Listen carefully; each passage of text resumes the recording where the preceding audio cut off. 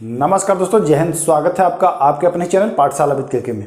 Bihar police biology है ना, Bihar police biology का यह 5वां वीडियो है। देखिए, कहने को तो ये बिहार पुलिस बायोलॉजी है, लेकिन इसमें जो क्वेश्चंस हैं वह बिहार एसएससी और बिहार दरोगा के लिए भी इम्पोर्टेंट हैं। तो अगर आप लोग बिहार सब इंस्पेक्टर और बिहार एसएससी की भी अगर तैयारी कर रहे हैं बिहार पुलिस के साथ साथ, तो यह वीडियो आप लोगों के लिए महत्वपूर्ण होने वाला है।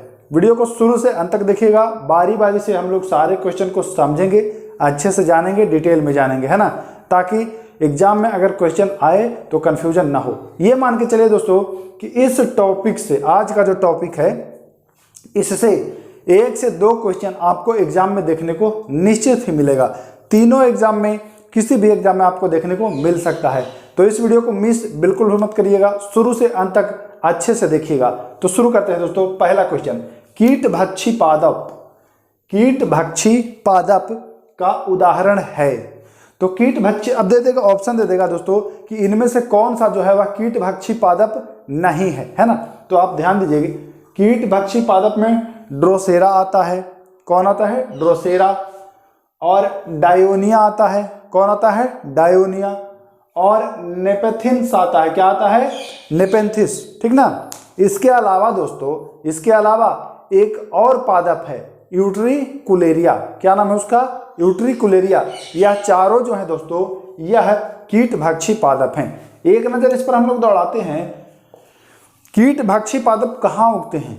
तो जहां नाइट्रोजन की कमी होती है, जिस क्षेत्र में नाइट्रोजन की कमी होती है, वहां ये कीटभक्षी पादप जो होते हैं वह उगते हैं। यह एक तरह से मांसाहारी होते हैं दोस्तों, क्योंकि ये कीटों को भी खा जाते हैं। खाने का मतलब क्या है? इनका जो बना होता है ऐसे ऐसे करके, तो इसी में आकर कीट अगर रहते हैं तो इसको ये बंद कर लेगा चारों ओर से, और बंद कर लेगा और फिर कीटों का अवशोषण कर लेगा। कीट से जो भी उसको एनर्जी चाहिए वो ले लेगा, कीट अंदर ही मर जाएगा। इस वजह से इसको कीटभक्षी पादप कहा जाता है। ध्यान दीजिएगा, जहां नाइट्रोजन की कमी होती है वहां। दूसरा है क्वेश्चन, इंपॉर्टेंट है, प्रकाश संश्लेषण है। प्रकाश संश्लेषण क्या है भाई? एग्जाम में पूछा जाता है तो आप बताएंगे यह एक जटिल जैव रासायनिक क्रिया है। क्या है दोस्तों? जटिल जैव रासायनिक क्रिया। प्रकाश संश्लेषण जटिल जैव रासायनिक क्रिया है। अगला क्वेश्चन, किसे ब्लड शुगर के भी नाम से जाना जाता है? किसे जाना जाता है भाई? तो ग्लूकोज को। अब इसके जगह पे आपको ऑप्शन दे देगा हेक्सोज, तो घबराइएगा मत। हेक्सोज के अंतर्गत ही ग्लूकोज आता है ना, तो हेक्सोज भी ऑप्शन दे सकता है, ध्यान रखेंगे। अगला क्वेश्चन चलते हैं, वसा। वसा निर्मित होता है, किस चीज से बनता है भाई? तो वसा में आपको कार्बन, हाइड्रोजन और ऑक्सीजन तीनों होता है। कार्बन, हाइड्रोजन और ऑक्सीजन, कार्बन, हाइड्रोजन, ऑक्सीजन तीनों मिलके। अगला चलते हैं, वसा सामान्यतः किस तापमान पर ठोस अवस्था में पाया जाता है? वसा सामान्यतः किस तापमान पर ठोस अवस्था में पाया जाता है? तो 20 डिग्री सेल्सियस। 20 डिग्री सेल्सियस पर वसा जो होता है वह सामान्यतः ठोस अवस्था में पाया जाता है। ध्यान दीजिएगा। विटामिन की कमी से होने वाले रोग को कहा जाता है? विटामिन की कमी से होने वाले रोग को कहा जाता है तो अपूर्णता रोग कहा जाता है। क्या कहा जाता है? अपूर्णता रोग, ठीक ना, ध्यान दीजिएगा। डेफिशिएंसी डिजीज, अंग्रेजी में अगर बात की जाए तो डेफिशिएंसी डिजीज, ध्यान रखिएगा। अगला चलते हैं, नाइक्टोलोपिया। देखिए, इसको रतौंधी कहा जाता है। तो अगर रतौंधी को नाइक्टोलोपिया अगर दे दे अंग्रेजी में तो कंफ्यूज नहीं होना है। रतौंधी होने का कारण है, तो रतौंधी होने का जो कारण है, आप लोग सभी लोग जानते हैं कि विटामिन ए की कमी से रतौंधी हो जाती है, ठीक ना। नाइक्टोलोपिया, ध्यान दीजिएगा। नाइक्टोलोपिया, नाइक्टोलोपिया एक ही है, ध्यान रखिएगा, कंफ्यूज नहीं होना है। अगला चलते हैं, अनिद्रा। अनिद्रा किस विटामिन की कमी से होता है? बहुत ज्यादा इंपॉर्टेंट है ये वाला। अनिद्रा किस विटामिन की कमी से होता है? तो अनिद्रा जो है वह B5 की कमी से होता है। और B5 को कौन सा कहते हैं? पैंटोथेनिक अम्ल कहते हैं। B5 विटामिन को पैंटोथेनिक अम्ल भी कहा जाता है, ध्यान दीजिएगा, या इसका नाम ही है रासायनिक नाम पेंटोथेनिकम B5 का। अगला, किसे प्रजनन विटामिन भी कहा जाता है? तो किसे? विटामिन ई को। और ई का व्यापारिक या रासायनिक नाम जो है वह है टेकोफेरॉल। क्या नाम है दोस्तों? टेकोफेरॉल। ध्यान रखिएगा, इसे प्रजनन विटामिन भी कहा जाता है। ठीक, ध्यान रखिएगा। सूखा रोग, सूखा रोग किस विटामिन की कमी से होता है? हमने आपको कल पढ़ाया था ऑस्टियोमलेशिया, है ना, तो वह भी विटामिन डी की कमी से होता है, वही है सूखा रोग। तो सूखा रोग विटामिन डी की कमी से होता है, ध्यान दीजिए। जड़ मानवता, जड़ मानवता होने का कारण है, किसकी कमी से होता है भैया? तो यह आयोडीन, अगर शरीर में आयोडीन की कमी होती है तो जड़ मानवता रोग हो जाता है। अगला क्वेश्चन चलते हैं जो कि बहुत ज्यादा इंपॉर्टेंट है ये वाला। वह खाद्य जो, ये तो बहुत बार पूछा भी गया है, वह खाद्य जो एथलीट को तत्काल ऊर्जा प्रदान करता है। ऑप्शन दे देगा, प्रोटीन, वसा, ग्लूकोज, है ना, तो आप क्या आंसर करेंगे? ग्लूकोज। या इसके जगह पे कार्बोहाइड्रेट रहे तो कार्बोहाइड्रेट भी आप करेंगे। अगला, प्रकाश संश्लेषण में कौन सा प्रकाश कम प्रभावी है? प्रकाश संश्लेषण जो होता है उसमें कौन सा प्रकाश, किस कलर का प्रकाश कम प्रभावी है? तो कम प्रभावी हरा। जरा कमेंट करिए कि ज्यादा प्रभावी, जानते हैं आप लोग? ये वाला क्वेश्चन आप लोग को बताना है, ये आप लोग के लिए मैं छोड़ रहा हूं। पूछ लेते हैं आपसे, बौने पौधे को किसके प्रयोग से लंबा किया जा सकता है? बौना पौधा है, किस चीज का प्रयोग करके उसको लंबा किया जा सकता है? ये आप लोगों के लिए आज का टास्क रह गया। अगला, पौधों हेतु प्राथमिक पोषक तत्व कौन कौन हैं? पौधों हेतु प्राथमिक पोषक तत्व जो हैं वह है नाइट्रोजन, फास्फोरस और पोटेशियम। नाइट्रोजन, फास्फोरस और पोटेशियम, ठीक है ना, ध्यान दीजिएगा। नाइट्रोजन, फास्फोरस, पोटेशियम, ठीक है ना, ये आवश्यक तत्व हैं। आगे चलते हैं। ऑक्सीजन जो फोटोसिंथेसिस यानी प्रकाश संश्लेषण के दौरान उत्पन्न होती है, आप लोग जानते हैं कि प्रकाश संश्लेषण जब होता है तो उसमें आपका ऑक्सीजन रिलीज हो जाता है, होता है कि नहीं? यह ऑक्सीजन आता कहां से है भाई? तो यह ऑक्सीजन जल से आता है। पौधे जल का शोषण करते हैं, है ना, वहीं जल से ही ऑक्सीजन तैयार हो जाता है, ध्यान रखिएगा। अगला, कौन सा फल स्कर्वी रोग के उपचार में उपयोगी है? तो स्कर्वी रोग के उपचार में जो खट्टा फल होता है वह उपयोगी होता है आंवला। कौन सा फल? आंवला, ध्यान दीजिएगा। शरीर के अंदर लौह तत्व की अगर कमी हो जाती है तो कौन सी बीमारी होती है दोस्तों? तो बताएंगे कि सर रक्तहीनता हो जाती है। क्या हो जाती है? रक्तहीनता हो जाती है, ध्यान दीजिएगा। अगला क्वेश्चन, कॉड लिवर तेल, कॉड लिवर तेल किस विटामिन से भरा होता है?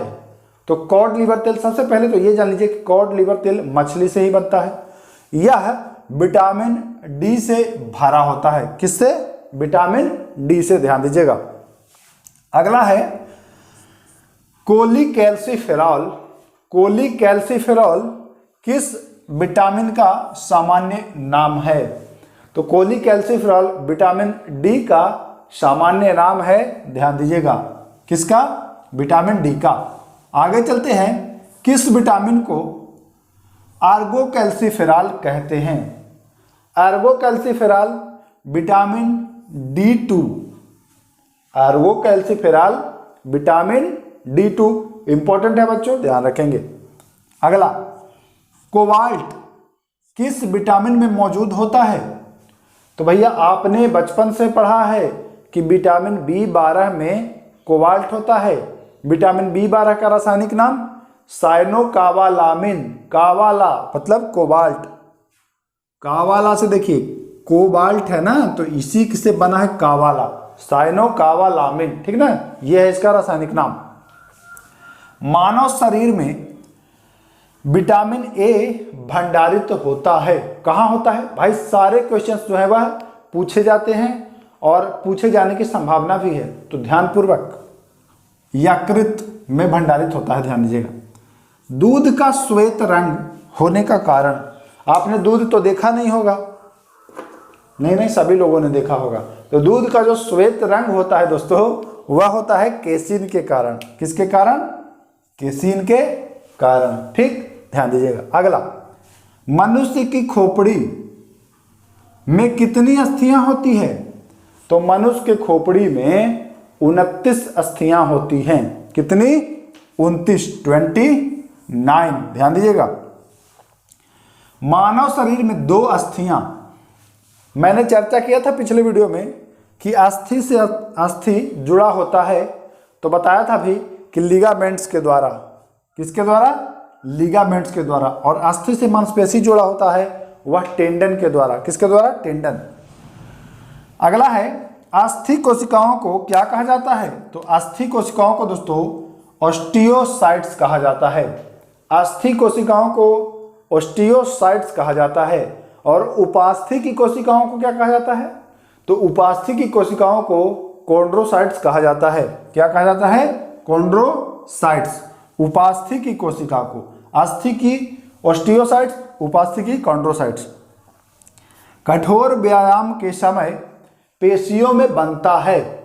आप ज़्यादा फिजिकल कर लेते हैं, हार्डवर्क कर लेते हैं, तो देखेंगे कि अगले दिन आपका हाथ पांव दर्द करने लगेगा। आप क्या करिए कि अचानक जाकर के दौड़ लगा लीजिए 2-3 किलोमीटर। नेक्स्ट डे आप क्या पाते हैं कि आपके हाथ पैर में दर्द होना शुरू हो जाता है। क्यों? तो पायरुविक अम्ल से वह लैक्टिक अम्ल में बदल जाता है। पायरुविक अम्ल जो होता है वह लैक्टिक अम्ल में बदल जाता है, और इसी वजह से आपके शरीर में दर्द शुरू होता है। चलते हैं, मनुष्य में मेरुदंड कितनी कोशिकाओं से निर्मित होती है? तो मेरुदंड जो होती है वो 33 यानी 33 कोशिका, 33 अस्थियों से, कोशिका नहीं, अस्थि, कोशिका कहाँ आएगा? 33 अस्थियों से। कभी कभी दिमाग जो है ना हैंग होने लगता है। तो ये जो है 33 हड्डियों से, अस्थियों से बना होता है। लास्ट क्वेश्चन, गर्भवती महिलाओं के प्रारंभ के 3 माह, गर्भवती महिलाओं के प्रारंभ के 3 माह किस अम्ल को देने का परामर्श डॉक्टर के द्वारा दिया जाता है? किस अम्ल को? तो बताएंगे फॉलिक अम्ल। किस अम्ल को? फॉलिक अम्ल युक्त हरी सब्जी। डॉक्टर सलाह देता है कि फॉलिक अम्ल वाली जो सब्जियां हैं वो इनको खिलाइए, या तो फिर फॉलिक अम्ल वो सिरप के माध्यम से, टैबलेट के माध्यम से वो आपको सजेस्ट करते हैं। तो ये थे बायोलॉजी और कुछ बोटनी के भी क्वेश्चंस इसमें, जो कि बिहार पुलिस, बिहार दरोगा, बिहार एसएससी तीनों के लिए अत्यंत ही महत्वपूर्ण है। अगर आप लोगों ने ढंग से देखा होगा तो मैं तो ये मान के चल रहा हूं सारे का आंसर आपको मुंह जवानी याद हो गया होगा। अगर नहीं याद हुआ है तो एक बार और इसको अच्छे से देख लीजिएगा, सब कुछ याद हो जाएगा।